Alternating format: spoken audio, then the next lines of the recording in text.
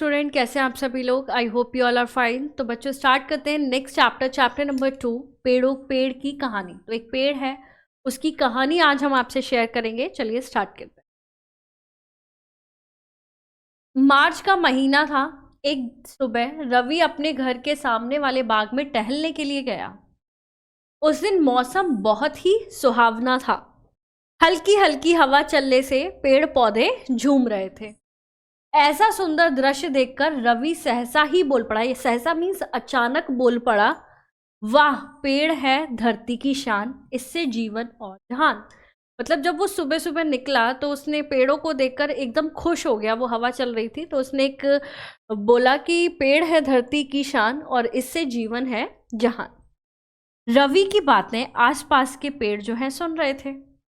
जो आसपास पेड़ थे उन्होंने सुना। एक पेड़ बोला, तुम्हारा बहुत बहुत धन्यवाद कि तुमने हमारी उपयोगिता को समझा। है ना, उपयोगिता मतलब क्या यूजफुल है, मतलब किस तरीके से वो लाभदायक है। तो हमारी उपयोगिता को समझा। यहाँ बहुत से बच्चे रोज घूमने और खेलने आते हैं, परंतु आज तक किसी ने ऐसी बात नहीं कही। तुम अच्छे बच्चे लगते हो। अगर तुम्हें जल्दी ना हो तो क्या तुम एक कहानी सुनोगे। तो पेड़ जो है उससे खुश हो गए रवि से, और उसे एक कहानी सुनाने के लिए बोलने लगे।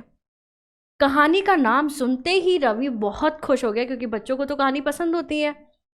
वह बोला, हाँ हाँ, आप कहानी सुना सकते हैं, लेकिन यह कहानी किसकी है। तब पेड़ ने कहा, मैं तुम्हें पेड़ों की कहानी सुनाता हूं। क्या तुम हमारी कहानी सुनोगे। यानी कि वो अपने बारे में बताना चाहते थे उसे। रवि खुशी खुशी से कहानी सुनने के लिए तैयार हो गया। सहमति पाकर पेड़ ने कहानी सुनानी शुरू की। तो कहानी कुछ इस तरीके से थी। आज हम तुम्हें सुंदर दिख रहे हैं, तुम हमारी सुंदरता पर मुग्ध हो रहे हो। तो उन्होंने जो है स्टार्टिंग की, रवि को बताया कि तुम हमारी सुंदरता पर मुग्ध हो रहे हो, खुश हो रहे हो। जानते हो, हमें ऐसा रूप प्राप्त करने में बहुत समय लगा है। हम शुरू से ऐसे नहीं थे। प्रारंभ में तो हम केवल नन्हे बीज थे। फिर इस बाग के माली ने हमें मिट्टी में गाड़ दिया। फिर वहां जो है अंधकार था। अंधकार में पड़े पड़े मिट्टी में गाड़ दिया था। अंधकार में पड़े पड़े हम ऊब गए। फिर एक दिन हमारे ऊपर जो है वर्षा हुई, यानी कि पानी आया। जब बारिश हुई तो बारिश के बाद पानी पाकर हमारी जो है नींद वो टूट गई। अंधेरे में जो है नींद उनकी टूट गई और प्यास भी बुझ गई। पानी का स्पर्श पाकर हमको शीतल हुए, यानी कि जो थी नीचे गर्मी होती है ना गड्ढे में, तो वो थोड़े से ठंडे हुए, शीतल हुए, और छोटे छोटे अंकुरों के रूप में बाहर झांकने लगे। जब वो ठंडे हो गए, शीतल हो गए, तो वो बाहर की ओर झांकने लगे, बीज में से अंकुरित होकर। जब हम भूमि के अंदर थे तब बाहर के दृश्यों को देखने की हमारी बहुत इच्छा थी। अब वह इच्छा पूरी होने लगी थी। धीरे धीरे हम अंकुरों से पौधे बने। धूप, वर्षा, सर्दी झेलते हुए हमारे तने जो हैं, तन, उनका जो शरीर है पौधे का, वो बढ़ता जा रहा था और हम एक विशालकाय पेड़ बन चुके। हम सभी अपनी छाया से तुम्हें हमेशा सुख प्रदान करते रहते हैं। हम तुम्हारे द्वारा छोड़ी गई अशुद्ध वायु और को ग्रहण कर तुम्हें शुद्ध वायु प्रदान कर। कैसे? क्योंकि आप सभी को पता होगा कि हम लोग जो है वो ऑक्सीजन जो है लेते हैं और कार्बन डाइऑक्साइड जो है वो रिलीज करते हैं। और प्लांट क्या करते हैं, जो कार्बन डाइऑक्साइड है उसको क्या कर लेते हैं, एब्जॉर्ब कर लेते हैं। क्योंकि अगर सारे मनुष्य कार्बन डाइऑक्साइड रिलीज करते रहेंगे तो एयर जो है वो पॉल्यूटेड हो जाएगी। कार्बन डाइऑक्साइड ऐसी गैस है, कार्बन है उसमें, तो प्लांट्स उस गैस को एब्जॉर्ब कर लेते हैं। इस वजह से एयर में जो बैलेंस होता है गैस का वो बना रहता है। तो इस तरीके से अशुद्ध वायु को शुद्ध करते हैं वो। हम इतना महत्वपूर्ण काम करते हैं, लेकिन लोग पैसे के लालच में हमें कटवा देते हैं। वे यह नहीं जानते कि ऐसा करके कुछ रुपए तो जरूर कमा सकते हैं, लेकिन स्वास्थ्य की जो हानि होगी उसकी भरपाई संसार के सारे धन से भी नहीं हो पाएगी।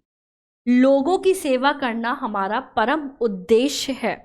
कभी कभी तो लोगों की सेवा करने में हम अपने तन को भी कटवाने के लिए तैयार हो जाते हैं। तो वो अपनी व्यथा बता रहे हैं कि कभी कभी तो क्या होता है कि हम लोगों की सेवा हमारा उद्देश्य है, और लोगों की सेवा करवाने के लिए हम अपने प्राण भी त्याग देते हैं, तन भी कटवा देते हैं। यहाँ तक कि हमारी मृत्यु के बाद भी हमारे शरीर तुम सबके काम आते हैं। कैसे? जैसे अगर पेड़ कट जाता है तो उससे फर्नीचर बना लेते हैं, कुछ लोग जला लेते हैं, फॉसिल फ्यूल में काम आता है। इस तरीके से हम सब तुमसे प्रार्थना करते हैं कि तुम अपने आसपास रहने वाले लोग और अपने मित्रों को समझाओ कि हमारी संख्या कभी कम ना होने दे, क्योंकि अगर हम ही नहीं रहेंगे तो इस संसार में कुछ नहीं रहेगा। लोग शुद्ध भोजन, जल और वायु के लिए भी तरस जाएंगे। इन सभी समस्याओं का समाधान यही है कि अधिक से अधिक पेड़ लगाओ, उनकी देखभाल करो और हर प्रकार का लाभ उठाओ। इतना कहकर पेड़ चुप हो गया। रवि ने प्रतिज्ञा ली कि मैं हर रविवार को एक पौधा लगाऊंगा और नियम पूर्वक उसकी देखभाल करूंगा। प्यारे बच्चों, अगर तुम भी रवि की तरह शुद्ध वातावरण चाहते हो या रहना चाहते हो उसमें, तो जब भी तुम्हें समय मिले अपने किसी आसपास के बाग में जाओ और वहाँ से पौधे लेकर आओ। पौधे लगाने व उसकी देखभाल करने में बाग का जो माली है वो तुम्हारी हेल्प ज़रूर करेगा। क्योंकि देखो बच्चों, प्लांट्स जो होते हैं वो क्या होते हैं, हमारे बहुत अच्छे दोस्त होते हैं। जैसे कि बुक्स हैं, उसी तरीके से प्लांट्स भी हैं। अगर प्लांट्स नहीं होंगे तो पूरा एयर जो है वो पॉल्यूटेड हो जाएगा, आप सर्वाइव ही नहीं कर पाओगे। और आप किसी भी पहलू में देखो, चाहे वो आपका खाना हो, पहनना हो, मेडिसिन हो, कोई भी चीज़ होती है, प्लांट्स का योगदान, पेड़ पौधों का योगदान जो है वो होता ही है। तो ये आजकल की बहुत बड़ी समस्या है कि जो पेड़ पौधे हैं वो कटते जा रहे हैं, क्योंकि पॉपुलेशन बढ़ रही है। इस वजह से इमारतें बढ़ती जा रही हैं और पेड़ पौधे कम होते जा रहे हैं। तो हमें ये संकल्प लेना चाहिए कि हम अपने आसपास जो है पेड़ पौधों को लगाएं, और केवल लगाने से काम नहीं चलेगा, उसकी हमें देखभाल भी करनी चाहिए, है ना बच्चों। चलिए मिलते हैं नेक्स्ट चैप्टर में। Thank you so much.